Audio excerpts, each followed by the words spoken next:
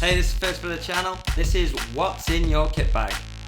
So Mike, what's in your kit bag? Hang on, first we need some backlights.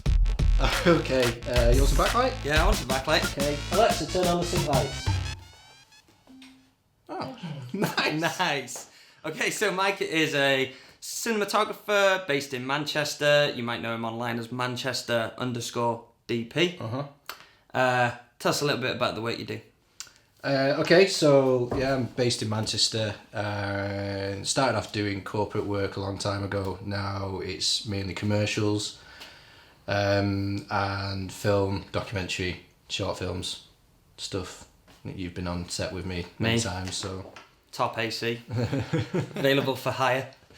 Yeah, so everybody has their bag, and the tools in it generally stay the same from job to job. So this is what this is about. Let's have a look inside Mike's bag and see what tools he uses to perform his job. Okay. Unload your bag. So this is the bag I take on set with me for every single job. It's just got everything that I need just to do my job well and efficiently. It's the CINEBAG CB10. It's pretty nice. rugged, like it's solid. It's good. It's well made. Loads of pockets. Loads of pockets. You need pockets and dividers just to know exactly where things are. Well, exactly. Yeah. It's there's a lot of dividers in there. I mean, it can be used as just as a camera bag as well for your little DSLRs. Or maybe a push like a C100 or something like that. Yeah. But I just load it with a variety of different things that just help me with pretty much any camera on set. I've got something in here that's relevant. So we can't go through every single bit of kit in Mike's bag because it's a massive bag and he has lots of bits inside it. So we're just going to go through the most important parts. So Mike. Most important parts then are, first off, we've got my light meter, which is the Sekonic L758C, sorry. Okay. I use that for everything really. Why would I need that? So I'm an up-and-coming DP or a cameraman. What does it do? So what do I need historically with light meters, this is the only way you would have been able to expose for film. So actual film, 16mm, 8mm, 35mm. Now, what I use this for, now that pretty much all cameras are digital, I use this as a way of getting my lighting ratios. So my key to fill ratios, my key to background ratios are all done really accurately with this. I take a measurement with this. This isn't going to lie to me. This is telling me what I don't even need to look at a monitor, and I can tell that my lighting ratios are fine just by using this. I mean, I can use a monitor as well, but this is this, as you see, it's battery operated straight out. So you've got your AC setting up your equipment, and you don't even need to rely on the camera or the monitor to check your false color or your light levels. No. You're just walking around the room going, that needs half diffusion on because it's too bright here. You're taking readings from it. I use this on, I take this with me on recce's as well. Because I can take light, if I go somewhere and there's plenty of natural light in there, I can measure exactly how much natural light there is in there and what kind of light I would need to add to that, depending on, the project really. But yeah, so this is probably my most essential piece of kit. Alright, so that's the light meter, Mike's essential first bit of kit that we've looked at. What's next? Okay, I've got my monitor. Yeah, solid monitor, use this a lot. So this is the Odyssey 7Q Plus convergent design. I've gone through a lot of monitors in the past and never really like them 100%, but when I got this one, everything just kind of went well with it. There's loads of features in it. The biggest one that I like is being able to record ProRes internally on solid state drives. So and it's got two solid state drives. Yeah, so you can dual record. or you can hot swap as well. Right. If you've got two in there as well. So the ability to have this hooked up to your camera, and then you finish a take, and the director wants to see the last, the last clip. Yeah. Instead of going through all the camera functions, I can just, because it's touchscreen, just a few touches, bring up the last clip without touching the camera. Sure. And it's quicker, easier, and I get a progress file out of it as well.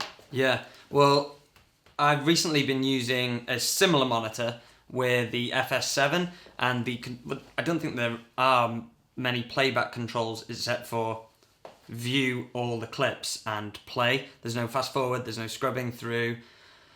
So this is a really quick and fast way to show maybe the agency or the client what you've looked at. Exactly, because we've been on a commercial before where we've had this rigged up to the Amira, and then on the SDI out we've gone to the client monitor.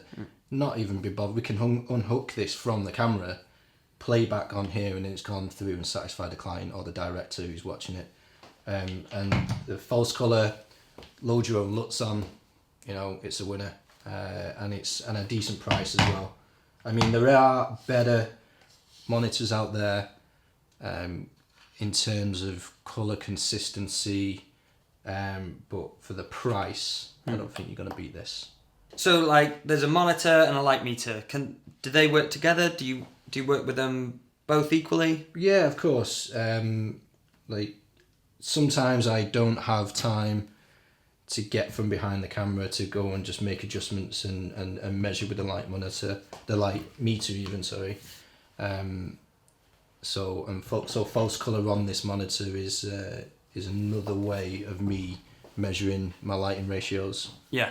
But like I say, sometimes you just don't have a time to get back out and do it this way, so it's quicker to do it on that. So quick adjustments are there for the false colour on the monitor and that kind of thing. Yeah. But if you've got time, it's worth using the light meter. Yeah, for sure, definitely. For me, that's probably more accurate. Okay, that's the light meter, monitor. What's the third thing? Third thing would be my digital tape measure. Okay. It's the Disto D210. Yeah. This is great for recce's. I find a location and I can really quickly and easily take measurements, the length of the room, like the length of windows, whatever. I can write that down, and then if the job calls for a pre-visualization, I can take them readings and put them into the computer.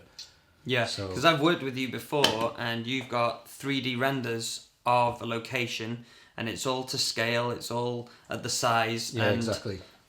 When you send me these plans, I know exactly what's going where the camera's going to be set up, where the light's going to be coming through the windows. So I mean, it's just a fancy tape measure. Yeah. It'll never replace a tape measure. It's just quicker for me. I don't know, like assistant cameras, they probably still prefer to use like physical tape measures rather than one of these. But for me, I can. It's just about reading the size of a room. Yeah, but you don't need that physical tape. It's not like in your role to need it. Maybe an AC need that. No, yeah, exactly. But this kind of links in with some previs that you do use quite a lot. And is that Cine Designer? Yeah, Cine Designer. Yeah, it's a plugin for Cinema 4D, designed and made by Matthew Workman of Cinematography Database. Yeah. He spent years designing this plugin. He's accurately modelled all lights, cameras, like the light quality from the power from the lights as well. Yeah, it's really an amazing tool. So I take the measurements, I put them into this plugin, and then within like a few minutes, I've got an accurate model of the set, and then I can look at placing lights, cameras, and talent as well in certain places, and it's with the readings as well. I know exactly what distance from the talent I want the lights, and I can transfer that into the program and get accurate lighting So from the plugin. it's sort of like even before you've like turned up on set to do the shoot, you know where the lights are. You've kind of done a light reading already. Yeah. You know exactly how the shoot's gonna go. Yeah, it's funny because I can do that without leaving my office. Yeah. So I can get, even before we've stepped on set, I can send you the reading, I can send you the plans, I can send my gaffer the plans, and then I know when I get there that they're clear enough for you to, or for my AC to set up the camera, the gaffer to set up the lights in the exact positions of where I pre-visualized it. There probably will be, and there is always little tinkerings I need to do on there, but the whole idea for cine design for me is just to get a solid plan down before we get on set, just to save time. Sweet. That's those three. What else have we got? I got my stills camera, the Sony A7 Mark II with a 35mm 2.8. Because it's always good to have BTS stills of yourself looking really cool and like waving one of these around like for your Instagram, because it makes you seem like you know what you're doing. Yeah, I've also got what I've started to do. Only a few directors have been into this, but I've got this pistol grip that kind of just sits underneath, and then we usually get like an E mount to PL, and we can put the PL glass on here, and then what we've got then is like a budget director's viewfinder, which is cool, and they can also take pictures as well. Yeah. Which is good for behind the scenes, but then rather than lugging a big camera around and putting a lens on, just to see, you know, what framing we want. With an Alexa, for instance, to move the camera over and go, oh, I need a 35 or a 50. It's time. It's a lot of time, but running around with just that, going, oh, here's the angle, exactly. here's the angle, here's the light. Yeah. Okay, now move the camera and put a 50 on it. Yeah, exactly. And that's also good for recce's as well. Just to, you know, it's all about the plan. Planning. That's the general theme here, like planning your shoot. Yeah, exactly. Makes everything go easier. The more time you can put into pre-production, the better the production will be. Mm-hmm. Good friend of ours, he said, fix it in prep. Fix it in prep, that's good. Fix it in post. And who's our good friend? Ryan McMurray. Oh, right, yeah. Hey, Ryan. Don't know if you're watching this far. Give us a shout out or write in the comments below that you've actually got this far. Compass.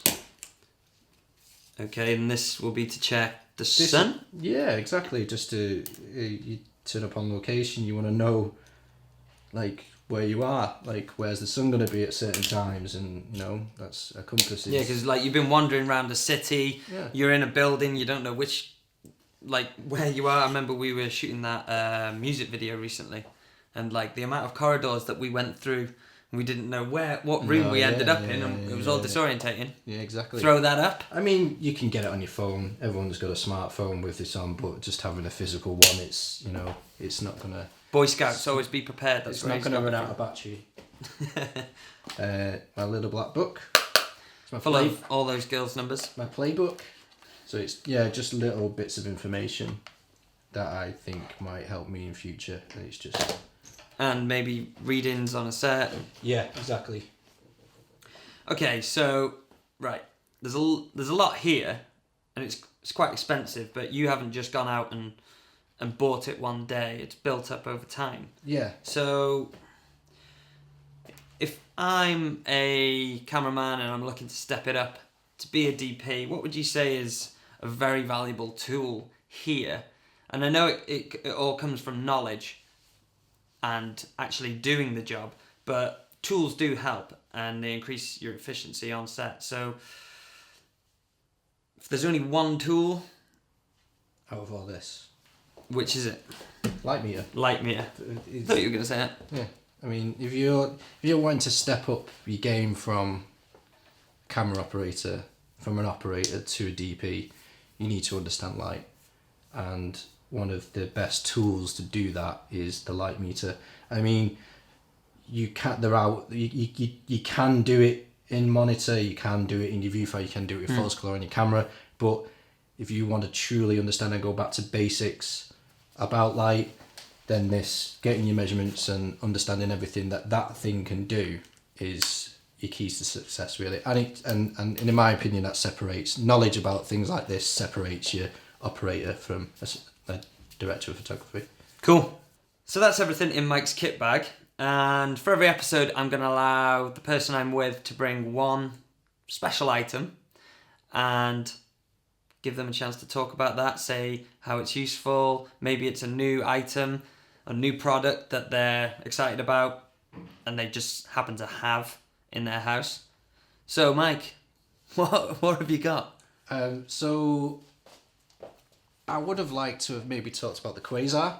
But the Quazar is lighting us at the minute. Cool, Quazar light. We'll show you that in a minute. I'll go for... The Razer 7. This is hot property right now. Everyone's after it. The Razer 7. So, what is it? So it's massive. It is a lot bigger than I thought. And it just about fits in my camera bag as well. Yeah? Oh, okay. Well, I'll run with that. It doesn't. Alright, so first of all, how do you use it? Like, what are the functions of it? The best thing about this light is it runs off house power. Cool. So you don't need a generator, you don't need a ballast.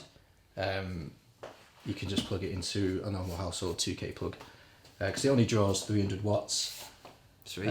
It's completely dimmable down to, I think, 0.01%. So you can go up in increments really small, or you can change the mode and go up in like 5% increments just to speed it up to 100%. You can flood and spot this, so it goes from 18 degree spot all the way up to 55 degree flood. Obviously you're losing a little bit of power output as you do that. Yeah. Cool. And DMX controlled as well? Yes, you can. I believe there are some ports there to hook it up to a board. There's a Wi-Fi module for it, I think. Does it get hot with being such a big unit? No. So that's the one of the drawbacks of tungsten bulbs and HMIs as well is, you know, they generate a lot of heat. Yeah, sets can get really hot with those. There is some heat that comes off it. It's got a cooling fan inside. Oh, it's got a fan here. There is no. It's not comparable to a tungsten bulb or anything like that. There's a little bit of heat, but nothing that prevents you from holding it or picking it up. So yeah, it's a 300 watt LED light, which is equivalent to a 1.5K 2K tungsten. Okay. LED Fresnels are not new. Ari do a series of them. But they're quite pricey. This is quite affordable, and the thing that I like about this is, yes, it looks big here, but compare it to an Ari L7C, this is tiny. This has the potential to be brought on every shoot. It's powerful enough to put outside the window, fire it through, get a bit of haze in, you get your light rays. And you're getting light rays. And that's from an LED. From an LED, yeah. Which is, you know, and I'm sure there are LEDs out there that you can do this from, but affordable. This is where it's at for me. So normally, like, I've got a few LED panels, and they've always come as panels, and to get a decent output out of them, they've always needed to have, like, you know, 100, 300 little LED bulbs. And is that the same in here? Is there lots of little bulbs? Because there was always that issue of you couldn't get hard shadows with it. No, of course, because it's, you know, there's a lot of light sources there, and it's creating a soft light. But this is, I believe, is a single chip. Okay. So it's a single light source coming from here, and it's ridiculously bright. Yeah. It's ridiculously bright for the size of it, for the price of it, and because it's a single source, that's where you're getting your hard light from. It's not super hard light. It's not going to be equivalent to like an M18 or something coming through the window. You're not getting like super hard edges, but I don't see people owning an M18 or anything like that. Or no, yeah, exactly, because it's a rental house item. You know, it's. But this is something for like everyday shoots, maybe. Yeah, exactly. I can see myself taking this on every shoot. because it's small enough just to get on, just to not into my camera bag, but it's small enough to take in my car or in the van, and quick to set up on a stand outside and fire in. I wouldn't not necessarily use this to light somebody's face, but I would use it as an external source coming in to light an area to get like a hot sauce on something. Like I see it as a like kind of a budget source for where I can get kind of like a little bit of sunlight coming in through the window. Yeah. And like I say, get some haze in there, and then you get in the sun rays. You took some pictures the other day where you like hazed up this kitchen. I did haze the kitchen, and I hazed up my my. You hotboxed that room. In my I burnt the toast. I put it in the living room as well, and then my son came in and did a little bit of modelling for me. Cool. And this is it's pretty solid. Like it does feel, you know. Yeah, it's yeah, it is solid. I mean, it's not as solid as an Arri, but that's where the price difference comes in. Yeah, exactly. You did mention not using it for someone's face. Is that something that you don't trust LEDs for skin tones? Yeah, it's just it's like I wouldn't use an M18 to light somebody's face. It's just that this kind of the colour rendition of it is just it's just my taste. Yeah. I'm more, like a soft tungsten on skin tones more. That's kind of my taste. But I'm not saying you can't use this for something. I'm just saying I wouldn't, because it's just my taste. Sure. But if if the situation called for it, where there's certain situations where I can't be that picky, and creating a booklight out of this will give you a nice, a soft enough light for somebody's face, which would be perfectly fine. It's just so we would have used this today for us, but it was Mike's secret weapon. Yeah. Secret weapon, exactly. That's what we can call this section. Secret weapon, okay. Yeah, so the reason why I've been looking for something like this is just, we've all been in those situations where, you've got like quite a boring room to shoot in, whether it be an interview or some kind of scene or something, and you just wanted something coming in through the window, just to give it, a little bit more of a natural look. But, you haven't got the budget to rent something, you haven't got the budget for extra sparks, and this for me is where it can come in handy for those kind of situations. Yeah. It just adds, more production value to your project.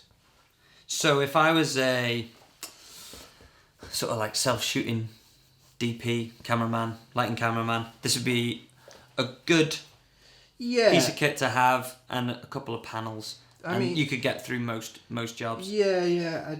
It's the issue is again is the size of it. For some people who do a lot of travelling and carry one-man band kind of things, this just might be too big. Yeah. To put in with their kit. I mean, it is like.